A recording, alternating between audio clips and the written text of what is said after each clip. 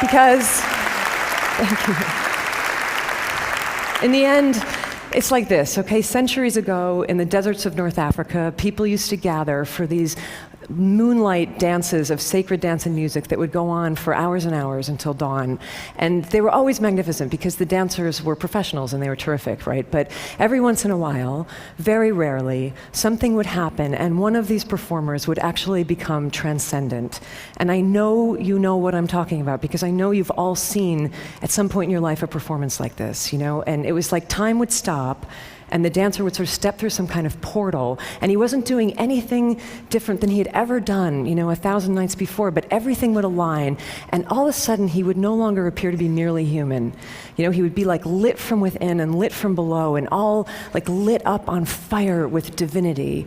And when this happened back then, people knew it for what it was, you know, they called it by its name. They would put their hands together and they would start to chant, Allah, Allah, Allah, God, God, God, that's God, you know? Curious historical footnote. When the Moors invaded southern Spain, they took this custom with them, and the pronunciation changed over the centuries from Allah, Allah, Allah to Ole, Ole, Ole, which you still hear in bullfights and in flamenco dances in Spain when a performer has done something impossible and magic. Allah, Ole, Ole, Allah, magnificent, bravo, incomprehensible, there it is, a glimpse of God. Which is great, because we need that. But the tricky bit comes the next morning, right, for the dancer himself, when he wakes up and discovers that it's Tuesday at 11 a.m. and he's no longer a glimpse of God. He's just an aging mortal with really bad knees, and you know, maybe he's never going to ascend to that height again, and maybe nobody will ever chant God's name again as he spins, and what is he then to do with the rest of his life? This is hard. This is one of the most painful reconciliations to make in a creative life, you know? But maybe it doesn't have to be quite so full of anguish if you never happened to believe in the first place that the most extraordinary aspects of your being came from you.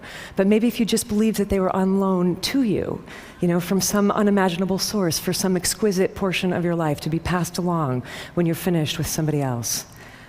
And you know, if we think about it this way, it starts to change everything. You know, this is how I've started to think, and this is certainly how I was thinking about it in the last few months, you know, as I've been working on the book that will soon be published as the dangerously, frighteningly over-anticipated follow-up to my freakish success. And what I have to sort of keep telling myself when I get really psyched out about that is don't be afraid, don't be daunted, just do your job. Continue to show up for your piece of it, whatever that might be. If your job is to dance, do your dance.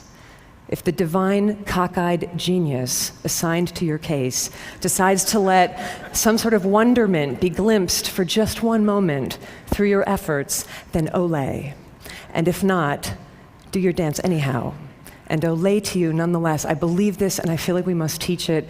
Ole to you nonetheless, just for having the sheer human love and stubbornness to keep showing up. Thank you.